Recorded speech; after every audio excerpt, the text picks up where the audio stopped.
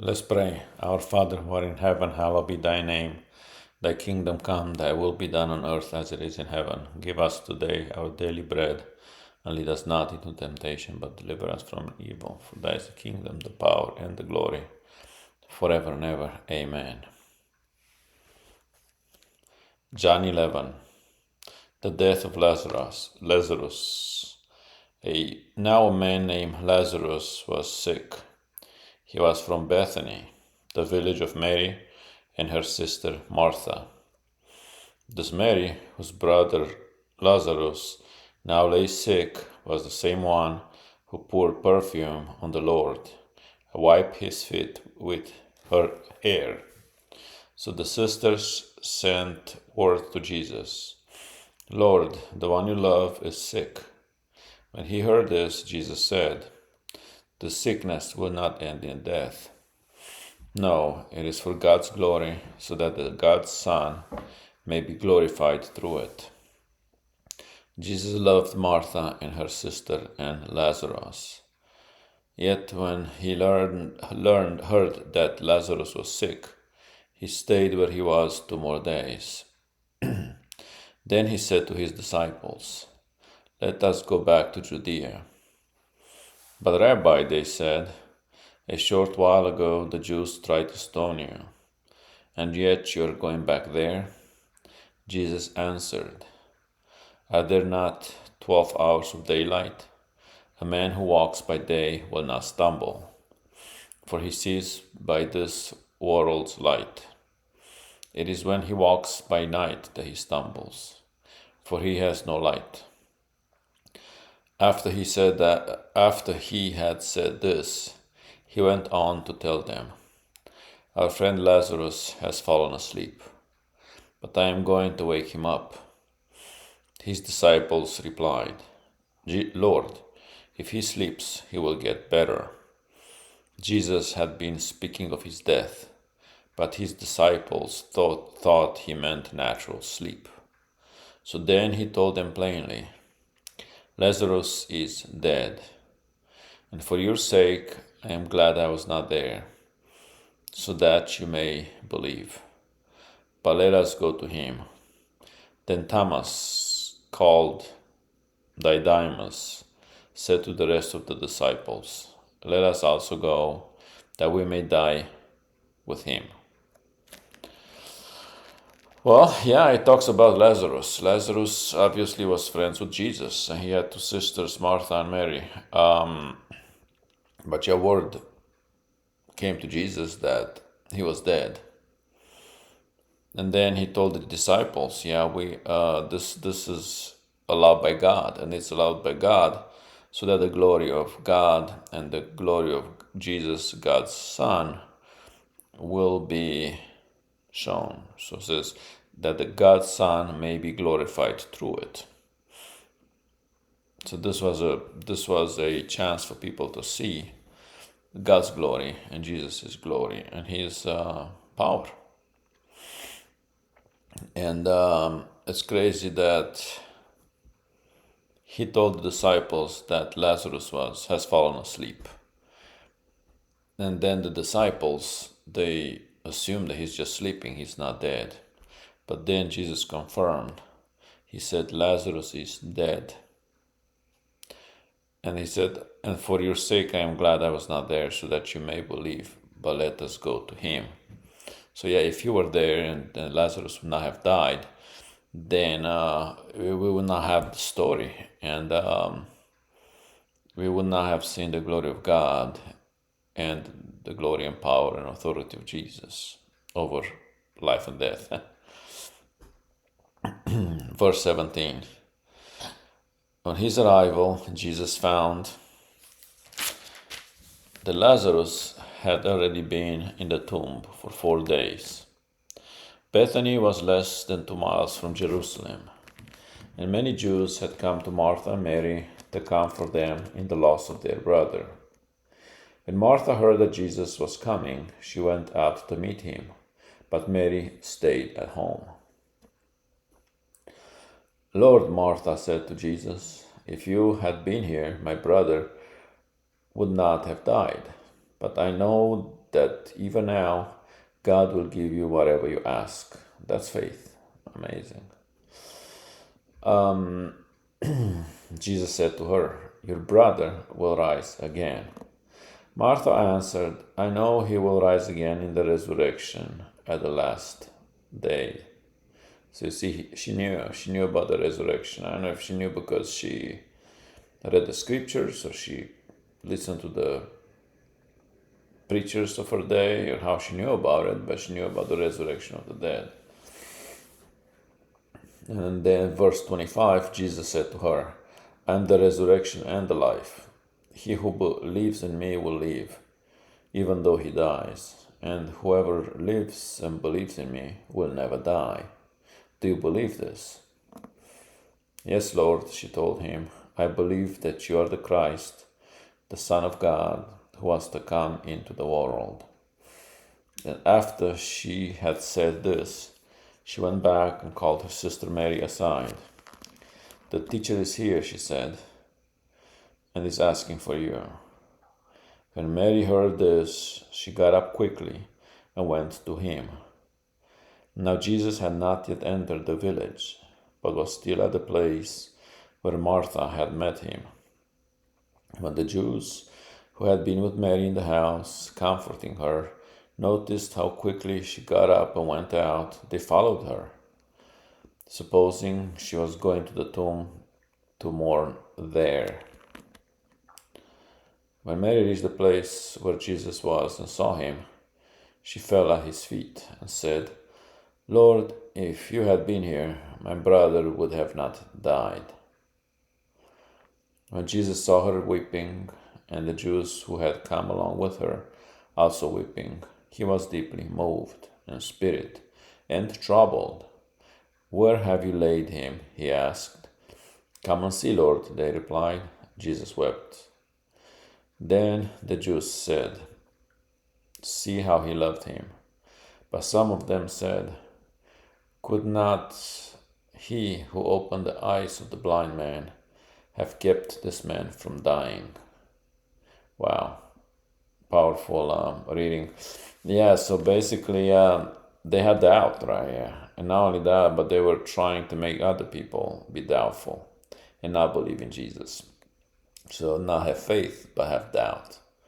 And that's the absolute, one of the worst things you can do. That's like the work of the devil, just having doubt. But then on the other hand, we look at Mary's attitude.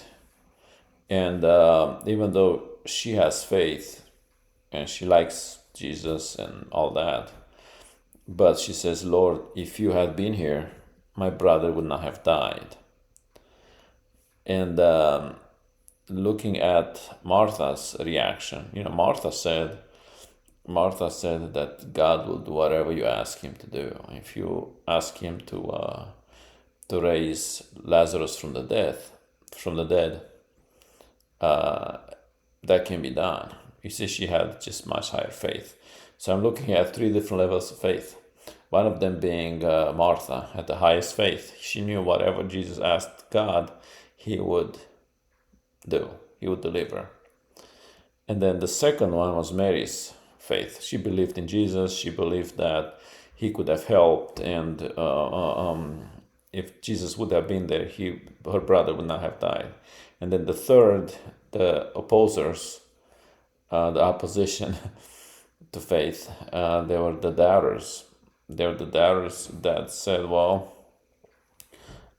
could not he who opened the eyes of the blind man, have kept this man from dying?" So they were just instigating doubt.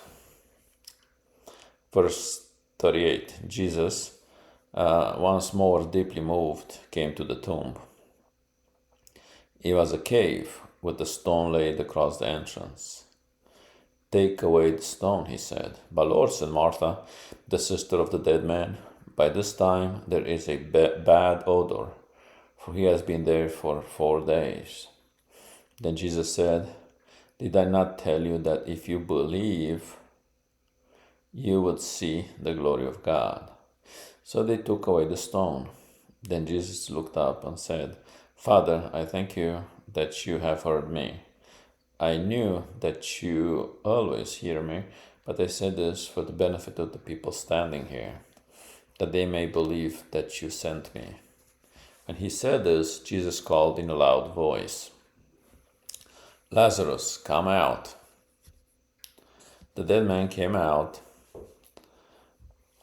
his hands and feet wrapped with strips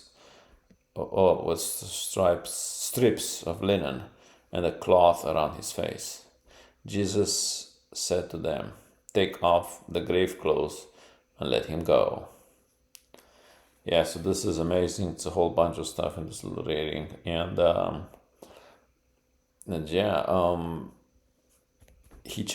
Jesus challenged Martha. He said, "Well, did I not tell you that if you believed, you would see the glory of God?"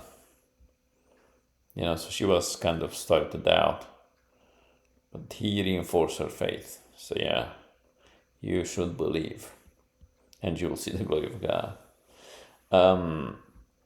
And then I love how Jesus says, "Father, I thank you that you have heard me.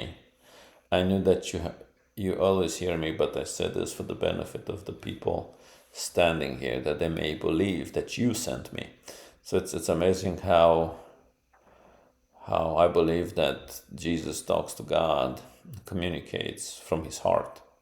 He doesn't have to speak out loud, but he did that for the people. So people will learn how to reach God.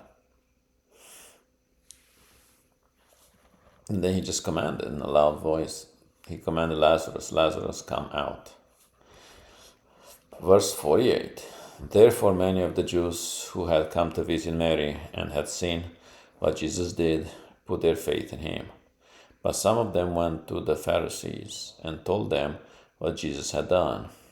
Then the chief priests and the Pharisees called a meeting of the Sanhedrin. "What are we accomplishing?" they asked. "Here is this man performing many miraculous signs.